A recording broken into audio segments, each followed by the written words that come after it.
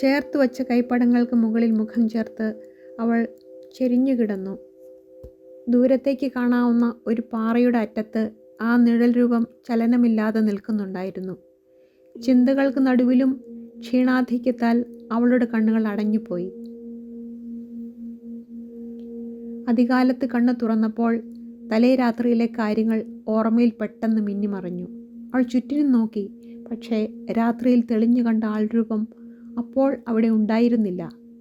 മരുഭൂമിയിലെ വിചിത്രാകാരമുള്ള നിഴൽ രൂപികളെക്കുറിച്ചുള്ള പഴങ്കഥകളിൽ അവൾ വിശ്വസിച്ചിരുന്നില്ല. എന്നാൽ ഇപ്പോൾ അവൾക്കുറപ്പില്ലായിരുന്നു. ചില കാര്യങ്ങൾ സന്ദേഹപ്പെടുത്തും വിധം യുക്തിപൂർവം എന്നതിനാൽ.